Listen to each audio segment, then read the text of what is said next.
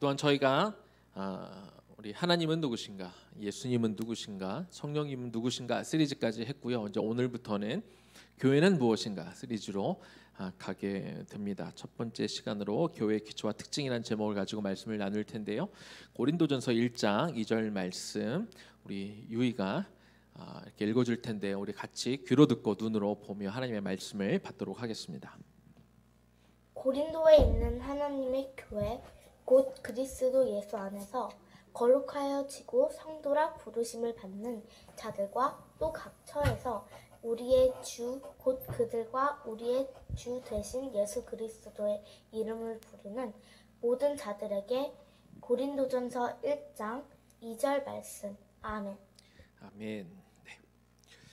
우리가 믿고 있는 개신교는 종교개혁을 기점으로 해서 천주교에서 분리가 되었습니다. 1517년 종교개혁이 시작된 이후로 마틴 루터가 개혁할 때 사실은 마틴 루터가 개혁할 때는요 천주교 그러니까 사제였잖아요. 사제로서 천주교를 분리해서 별도로 개신교를 만들어야지 하는 목적으로 종교 개혁을 시도한 것은 아닙니다. 그는 사실 끝까지 천주교에 남았고 천주교가 분리되지 않고 천주교 안에서 자체적으로 좀 개혁이 되기를 바랐던 그런 사람이지요.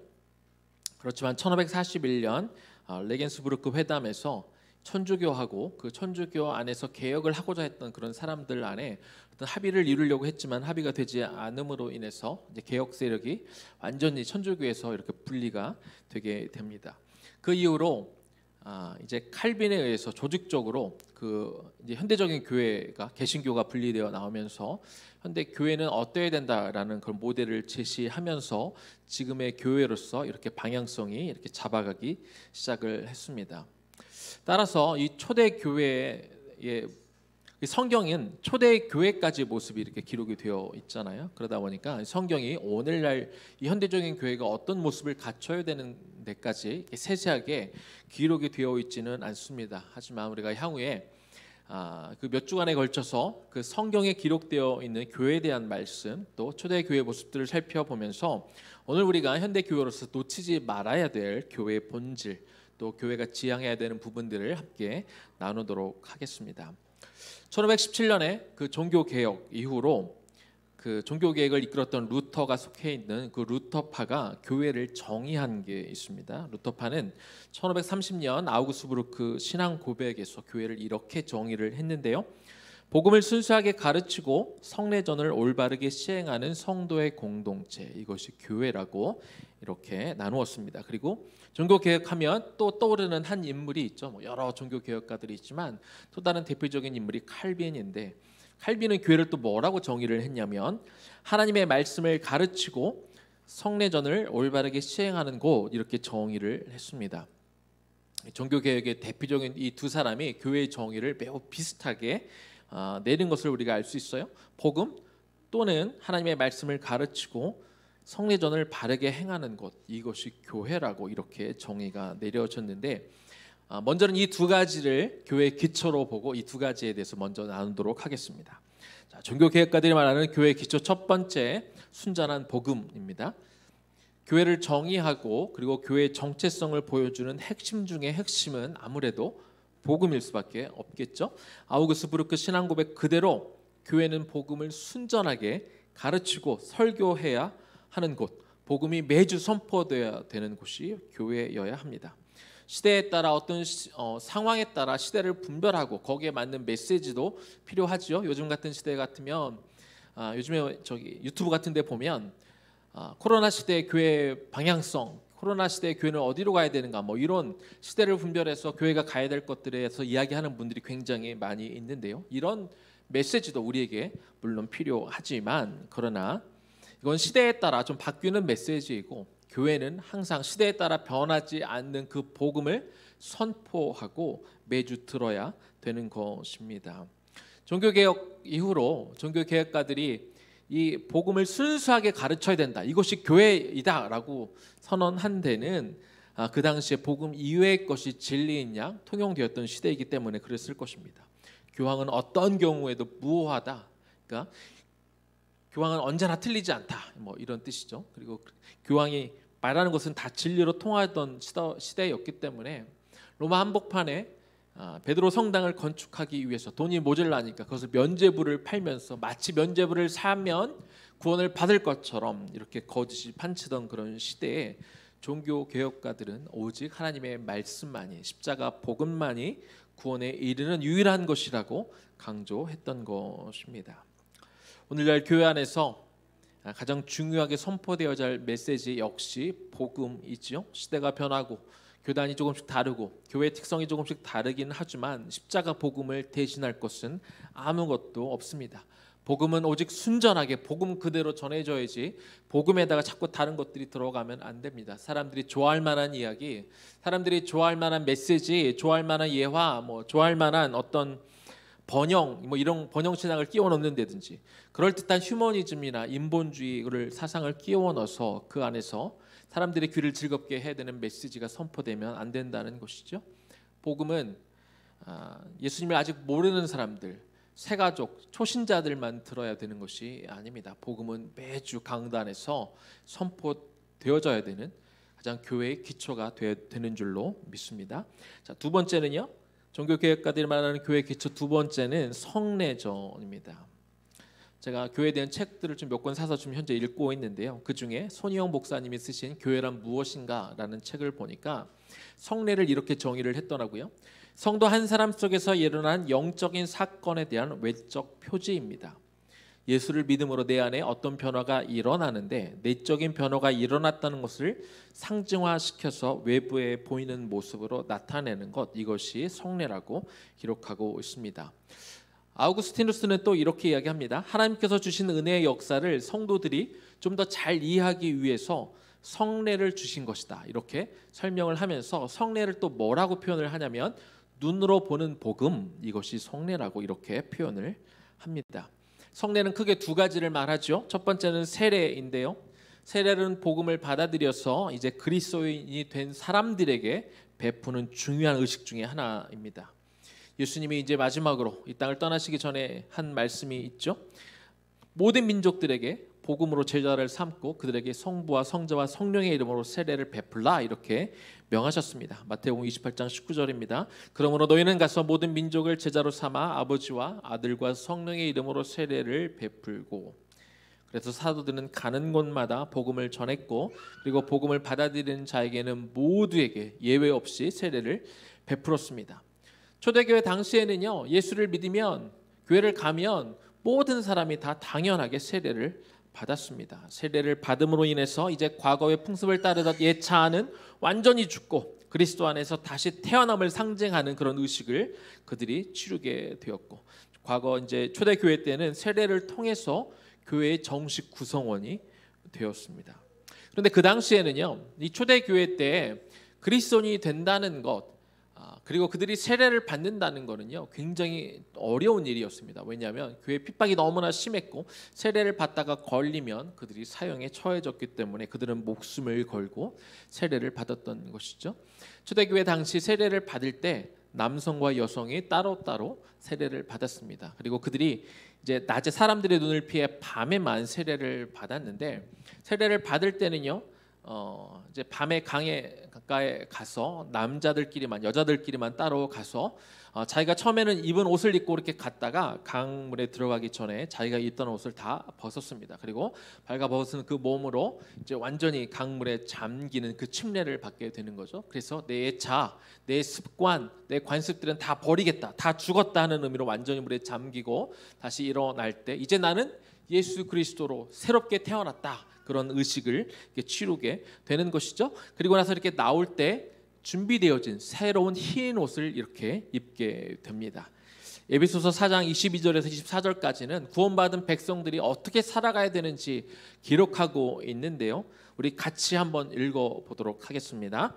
너희는 유혹의 욕심을 따라 썩어져가는 구습을 따르는 옛사람을 벗어버리고 오직 너의 심령이 새롭게 되어 하나님을 따라 의와 진리의 거룩함을 지으심을 받은 새 사람을 입으라, 이렇게 말씀하고 있습니다. 당시 모든 초대교회 성도들은 다 세례를 받았습니다.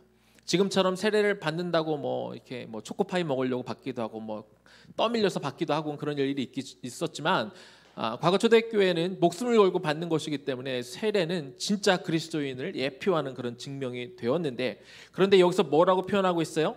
옛사람을 벗어버리고, 우리가 세례를 받을 때 자기가 입고 있던 옷을 다 벗어버렸기 때문에 옛사람을 벗어버리고, 그리고 나오면서 새로운 흰 옷을 다 입었다고 그랬죠. 그래서 새 사람을 입으라. 그래서 초대교회 성도라면, 세례를 받은 사람이라면 이 에베소서 4장의 말씀이 어떤 의미인지 아마 분명히 머릿속으로 그려졌을 것입니다.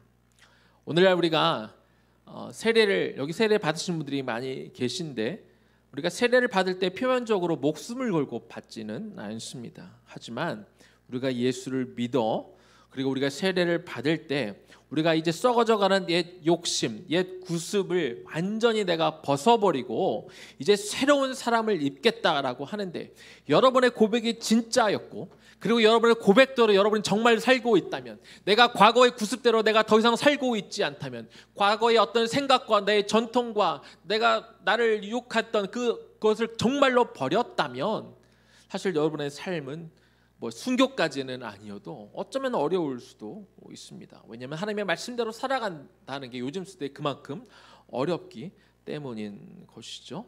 그래서 이런 결단을 우리 공동체 안에서 우리가 세례를 받을 때 하는 것이고, 그리고 우리가 공동체 안에서 이것을 같이 그 의식을 행함으로 인해서, 또 우리가 어떻게 날마다 그렇게 살 수 있겠습니까? 그렇게 살지 못할 때 서로를 격려하고 위로하고 세워주는 것, 그래서 우리가 교회 안에서 이렇게 세례를 받게 되는 것이죠. 자, 또 다른 성례전은 성찬입니다. 고린도전서 11장 24절 25절 말씀을 제가 읽습니다. 축사하시고 떼어 이르시되 이것은 너희를 위하는 내 몸이니 이것을 행하여 나를 기념하라 하시고, 식후에 또한 그와 같이 잔을 가지시고 이르시되 이 잔은 내 피로 세운 새 언약이니 이것을 행하여 마실 때마다 나를 기념하라 하셨으니. 우리가 지난 부활절 때 읽었던 말씀이지요. 예수님이 잡히시기 전날 밤 예수님은 제자들에게 딱딱한 빵과 함께 포도주를 주셨습니다. 딱딱한 빵은 예수님이 채찍에 맞고 그것이 채찍의 끝에 이렇게 쇠칭이 박혀 있어서 예수님의 살점이 떨어져 나가는 것을 의미한다고 말씀을 드렸고, 포도주는 예수님이 고난받으면서 흘리신 그 십자가에서 흘리신 그 피를 상징한다고 우리가 다 알고 있습니다. 그리스도 예수께서 그 십자가 고난 가운데 흘리셨던 그 살점과 그 피를 우리가 기억하고, 우리가 성찬에 참여함으로 특별히 그것들을 기억하고 기념하면서 우리가 살아야 되는 것이죠. 고린도전서 11장 26절입니다. 너희가 이 떡을 먹으며 이 잔을 마실 때마다 주의 죽으심을 그가 오실 때까지 전하는 것이니라. 그러나 지난번에도 말씀을 드렸지만, 우리가 성찬을 하는 것은 예수님의 십자가 고난, 그 죽으심을 기억하고 기념하는 데 머물면 안 되는 거죠. 그것을 기억할 뿐만 아니라, 그것을 기념할 뿐만 아니라, 그것을 주의 죽으심을 그가 오실 때까지, 예수님이 다시 오시는 그날까지 우리가 전하는 것이니라.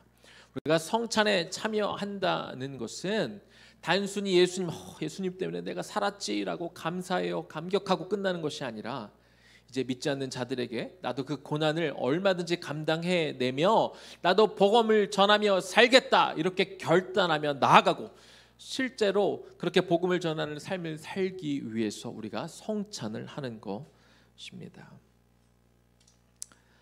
사실 초대교회 때, 지금은 우리가 성찬을 1년에 뭐 한 3번, 교회 따라 한 4번 정도씩 합니다. 그런데요, 여러분 아십니까? 초대교회는요, 매 예배 때마다 성찬을 했습니다. 한 번도 빠지지 않고 매번 성찬식을 했어요. 왜 성찬식을 거행했을까요? 그만큼 예수 그리스도의 피와 그 죽으심이 너무나 중요했고, 그리고 그 당시에는 예수를 믿는 것이 죽음에 이르는 그런 상황이었음에도 불구하고 그들은 복음 전하는 것을 멈추지 않았고, 복음 전하는 것을 그들의 사명으로 알고 행했다는 것이죠. 따라서 우리가 매주 우리가 성찬을 하지는 않습니다만, 우리가 그 마음과 그 정신을 가지고 우리가 나가야 되는 것이고, 왜 성찬이 이 교회의 가장 중요한 기초가 되는지 그 의미를 우리가 깨달아 우리가 매주 성찬을 하지 않아도 늘 성찬을 참여했다는 그 마음으로 우리가 날마다 복음을 듣고 우리가 깨우치고 그 복음을 전하며 살아가는 저와 여러분들이 반드시 되어야겠습니다. 자, 이제는 교회의 특징 몇 가지를 좀 여러분들과 나누기를 원하는데요. 교회의 특징 첫 번째는 성도의 공동체, 이것이 교회의 첫 번째 특징입니다. 1530년 아우구스부르크 신앙 고백에서 아까 제가 말씀을 드렸는데 복음을 순수하게 가르치고 성례전을 올바르게 시행하는 이렇게 말씀을 드렸잖아요. 그리고 이 두 가지를 나눴는데 그 뒤에 한 단어가 더 붙습니다. 성도의 공동체다. 자, 복음과 성례전에 대해서는 앞에서 나눴기 때문에 이제 남은 성도의 공동체에 대한 이야기를 좀 하려고 하는데요. 고린도전서 1장 2절 오늘 우리가 아까 유이가 읽어줬던 그 본문을 우리 다시 한번 읽도록 하겠습니다. 고린도에 있는 하나님의 교회 곧 그리스도 예수 안에서 거룩하여지고 성도라 부르심을 받은 자들과 또 각 처에서 우리의 주 곧 그들과 우리의 주 되신 예수 그리스도의 이름을 부르는 모든 자들에게. 교회는 건물이기도 합니다. 우리도 지금 건물 안에 모여서 우리가 예배를 드리고 있죠. 그렇지만 기본적으로 성경이 말하는 교회는 그리스도 예수 안에서 거룩하여지고 부르심을 받은 자들, 그리고 그리스도의 이름을 부르는 모든 자들, 이렇게 사람이라고 말씀하고 있습니다. 교회에 해당하는 헬라어 여러분들 잘 아시죠? 많이 들어보셨을 겁니다. 헬라어 뭐였죠? 교회가 에클레시아입니다. 에클레시아는 앞에 전미사 에크가 붙는데 무엇을 끄집어내다라는 의미이고, 에클레시아는 전체적인 의미는 하나님의 부르심을 받은 자들, 하나님의 부르심을 받은 사람들이란 뜻이 됩니다. 교회는 사람인 것이죠. 고린도전서 3장 16절입니다. 너희는 너희가 하나님의 성전인 것과 하나님의 성령이 너희 안에 계시는 것을 알지 못하느냐. 한국어 번역은 너희로 되어 있는데요. 그러나 헬라어는 복수로 쓰여져 있습니다. 그래서 다시 읽으면 너희들이 하나님의 성전인 것과 하나님의 성령이 너희들 안에 계시는 것을 알지 못하느냐. 그래서 저와 여러분, 우리는 하나의 공동체로서 우리 모두가 다 교회라고 그렇게 분명히 말씀해 주고 있는 것입니다. 두 번째입니다. 교회의 특징은요, 거룩함에 있습니다. 에베소서 5장 26절 말씀입니다. 그가 그리스도께죠. 그리스도가 교회를 말씀에 의한 물로 씻어 거룩하게 하시고 깨끗게 하시고, 예수님은 교회를 당신의 말씀으로 깨끗하게 하시고 거룩하게 하셨다, 이렇게 말씀하고 있습니다. 따라서 교회의 특징은 반드시 거룩함이어야 되고 깨끗함이어야 되는 것이죠. 이 말씀은요, 예수 그리스도가 십자가에 달려 죽으신 목적은 단순히 저와 여러분을 죄를 사해주고 구원을 이루게 하는 것뿐만이 아니라 교회인 여러분을, 또 우리가 공동체로서 교회 공동체로서 하나의 교회를 이루고 있는데 구원뿐만 아니라 그 교회 공동체인 교회를 거룩하게 하고 깨끗하게 만드시기 위해서 예수님이 십자가에 달려 죽으신 것입니다.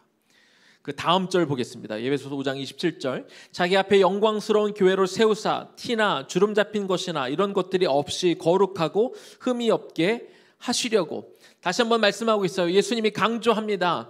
예수님은 그 교회를 주름 잡힌 것이나 흠이 없게 거룩하게 하려고 하신다, 이렇게 말씀하시는데 그 목적이 뭐라고요? 자기 앞에 영광스러운 교회로 세우기 위해서.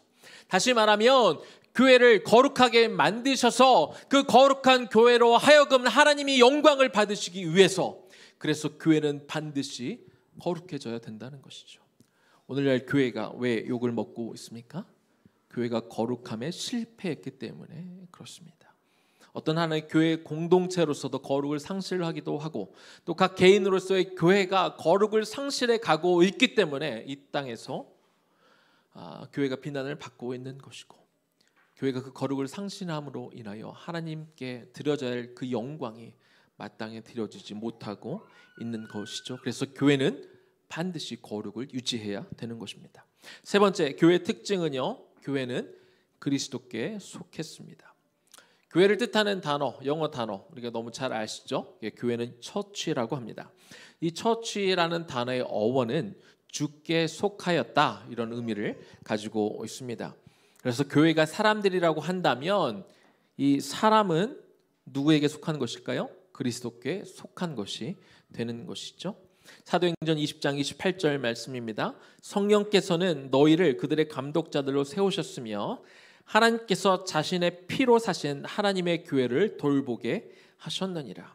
하나님께서 친히 이 땅 가운데 예수 그리스도로 내려오셔서 뭘 하셨냐면 자신의 피로 교회를 사셨다, 이렇게 말씀하고 있습니다. 그리스도는 자신의 피값으로 저와 여러분을 값을 지불하시고 저와 여러분을 사셨다 이렇게 말씀하고 있는 것이죠. 그리스도가 저와 여러분을 당신의 피로 구속하셨고 사셨기 때문에 저와 여러분은 누구의 것입니까?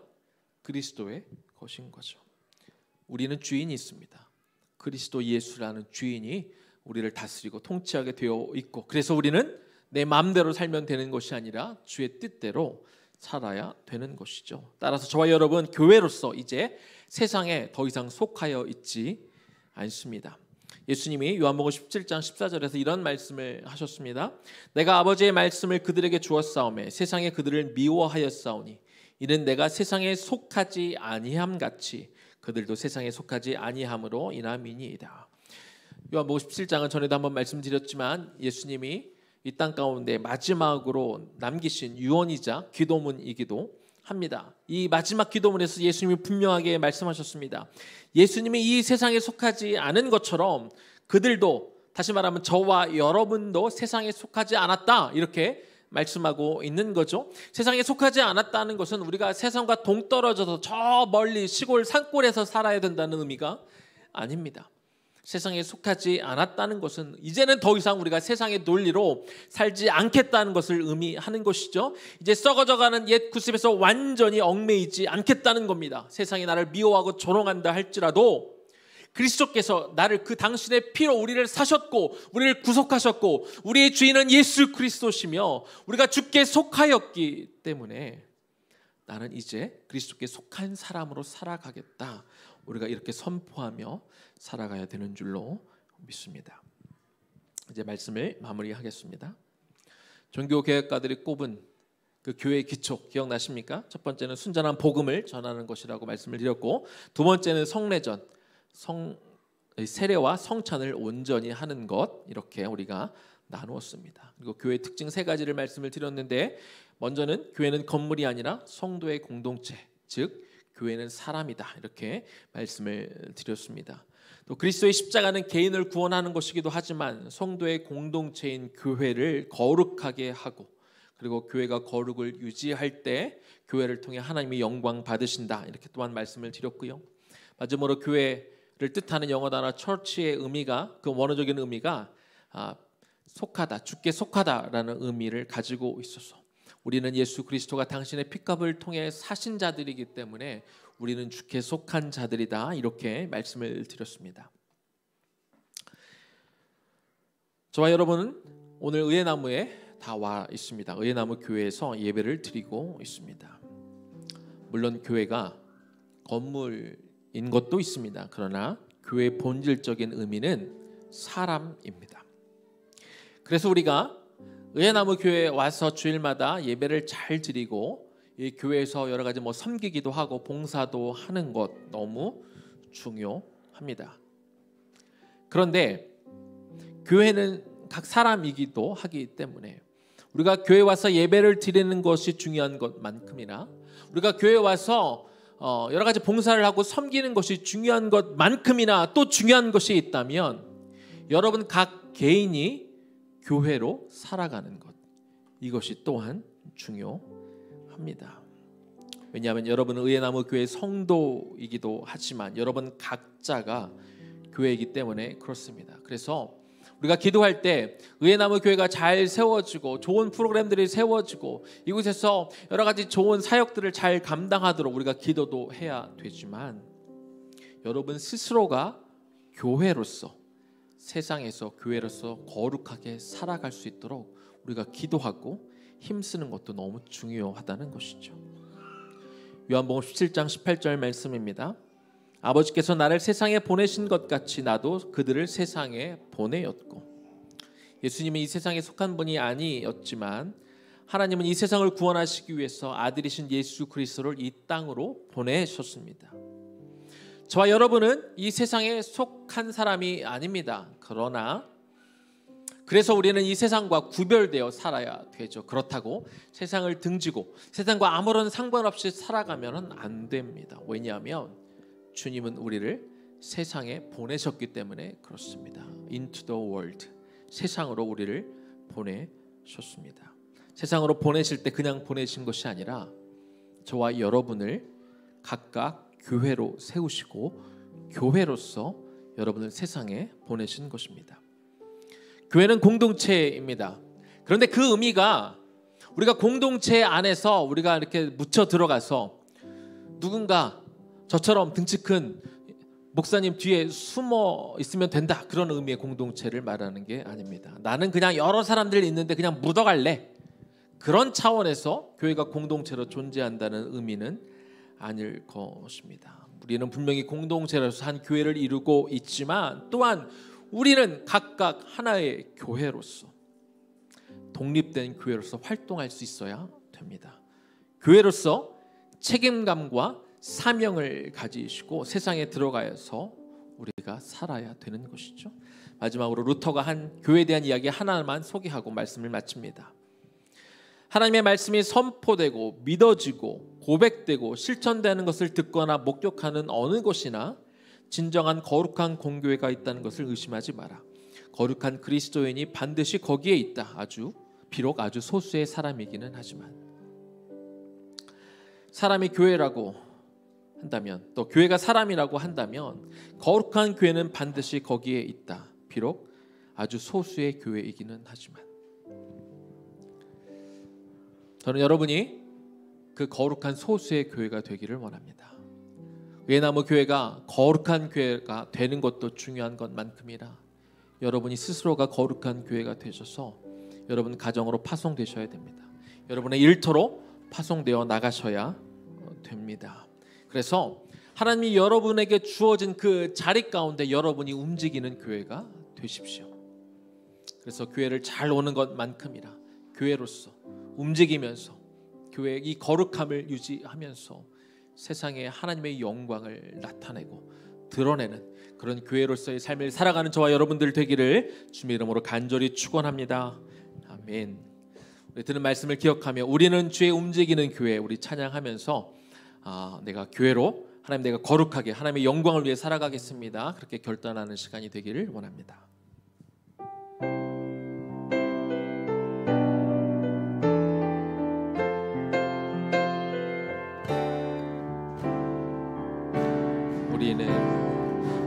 우리는 주의 움직이는 교회, 이곳은 주님을 위한 자리. 내가 기도하는 모든 땅 위에서 하나님 예배 받을 나를 고대하네. 한 번 더 할까요? 우리는 주의 움직이는 교회, 우리는 주의 움직이는 교회, 이곳은 주님을 위한 자리. 내가 기도하는 모든 땅 위에서 하나님 예배 받을 나를 고대하네. 나의 노래로 주님의 성전을 지으리. 높임을 받으소서. 이스라엘 찬송 중 거하신 주님은 거룩하십니다. 그 손 들어 주님의 보좌를 만들고 망다해 경배하리. 구름 날개 사이에 임하신 것처럼 내 위에 임하소서. 하나님 우리가 이곳에 섰으니 이 땅을 치유하소서. 하나님 우리가 어디에 있든지 주를 높이리다. 열방들아 주님을 송축할지어다. 그 발 아래 힘 맞추라. 영원한 통치자 주 예수 그리스도, 그는 위대하신 왕. 나의 노래로 주님의 성전을 지으리. 높임을 받으소서. 이스라엘의 찬송 중 거하신 주님은 거룩하십니다.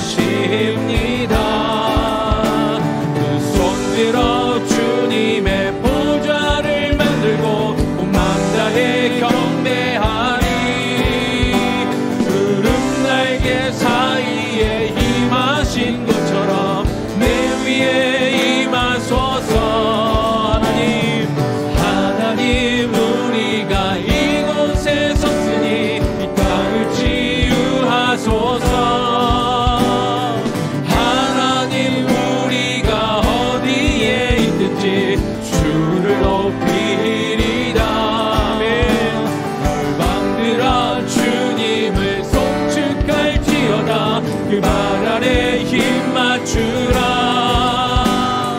영원한 통치자 주 예수 그리스도 그는 위대하신 왕.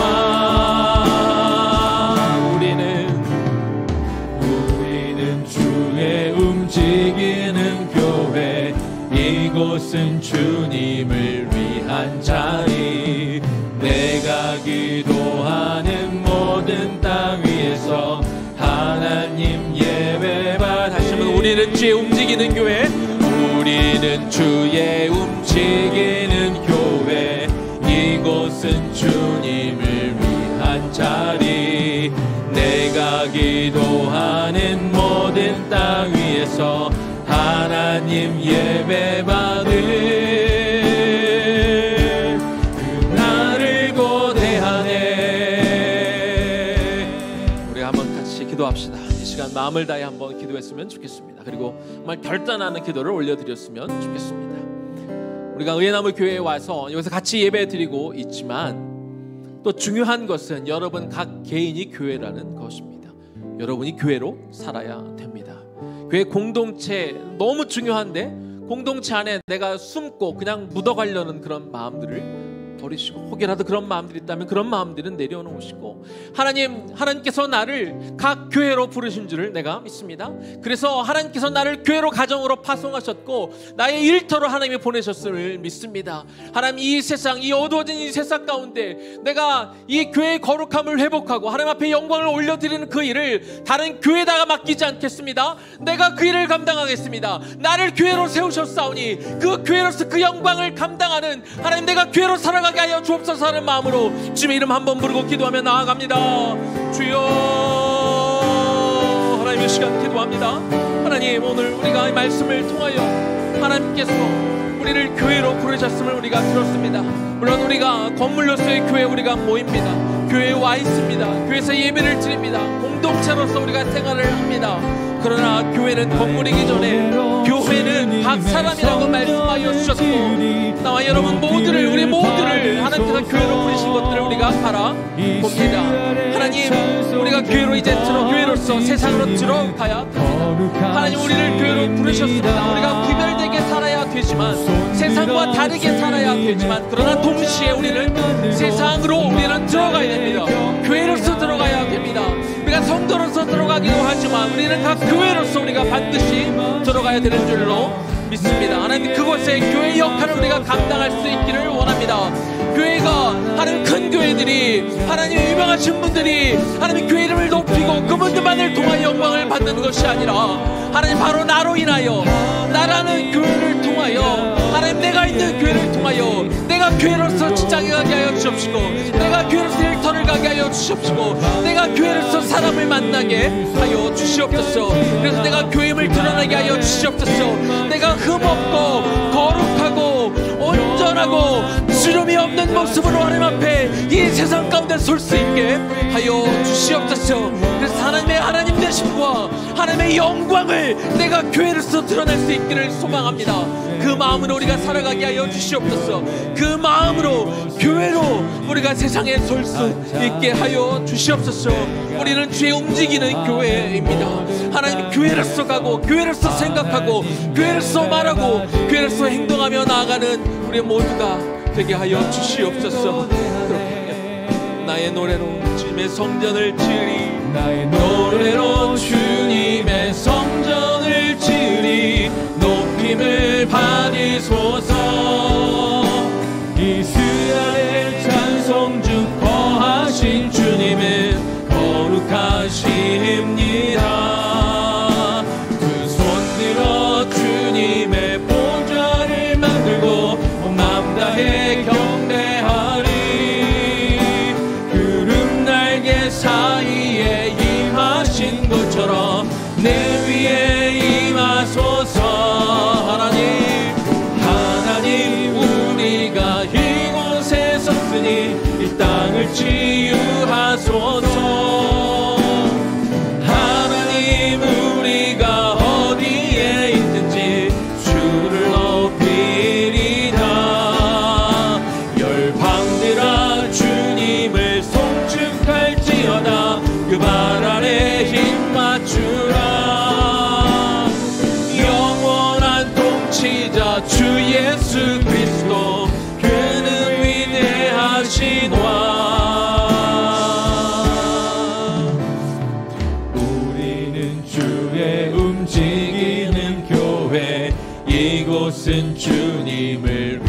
위한 자리, 내가 기도하는 모든 땅 위에서 하나님 예배 받을, 우리는 주의 움직이는 교회, 우리는 주의 움직이는 교회, 이곳은 주님을 위한 자리, 내가 기도하는 모든 땅 위에서 하나님 예배 받을 그날을 고대하네. 아멘. 주님 감사합니다. 십자가에 달려 죽으심으로 우리의 생명을 구원하시고 우리에게 영원한 생명을 주신 건 너무나 감사합니다. 하나님, 그러나 주님께서 우리의 십자가 위에 달려 죽으신 것은 그것이 전부가 아니라 우리를 교회로 삼으시고 우리를 거룩하고 흠없게 만드심을 통해서 여전히 하나님의 나라로 회복되어져야 될 이 땅과 하나님의 백성으로 회복되어져야 될 그 백성들 사이에 우리가 들어가 하나님의 영광을 높이며 그들을 구원하기 위해 우리를 교회로 부르신 줄을 우리가 믿음으로 이 시간 고백하기를 원합니다. 주님, 우리가 의예나무 교회에 와서 오늘 예배를 드리고 있습니다. 이곳에서 온전한 예배 드리는 것이 너무 중요합니다. 의예나무 교회가 바르게 세워지는 것도 너무나 중요합니다. 그러나 이것이 중요한 것만큼 그 이상으로 각자가 하나의 교회로 세워지는 것이 오늘 너무나 중요하담을 우리가 들었습니다. 주님, 우리가 움직이는 교회가 되게 하여 주옵소서. 교회로서 움직이게 하여 주옵소서. 그저 교회 공동체 안에 숨지 않게 하여 주옵소서. 그저 묻어가려 하지 않게 하여 주시옵소서. 교회로서의 책임과 사명감을 우리가 갖게 하여 주옵소서. 우리가 거룩하고 흠없이 세워짐을 통해서 다른 교회들을 통해, 다른 목사님을 통해 어떤 특정한 사람들을 위해 그들이 하나님 앞에 영광을 올려드리겠지, 그들에게 미루지 않게 하여 주옵시고, 내가 교회로서 주님 나를 통하여, 흠없는 나를 통하여, 거룩한 나를 통하여, 내가 주님께서 교회로서 주신 그 사명을 감당함을 통하여 나로 인하여 주님 영광 받아 주옵소서. 그렇게 결단하며 고백하며 오늘 우리가 이 교회 문을 나설 때 하나의 교회로서 세상을 향하여 into the world, 세상으로 파송받고 나아가는 교회로서 살아가는 우리 모두 되게 하여 주시옵소서. 이제는 우리 주 예수 그리스도의 은혜와 하나님 아버지 극진하신 사랑하심과 성령의 감동 감화하심과 그 교통 역사하심이 교회로 부르심을 받았기에 그 거룩함을 회복함을 통해서 우리가 움직이는 교회로서 세상에 나아가 하나님의 영광을 올려드리며 살아가도록 결단하며 나아가는 모든 성도들 머리 위에, 그리고 우리의 다음 세대들 머리 위에 지금부터 영원까지 충만하게 거하시기를 간절히 축원하옵나이다. 아멘.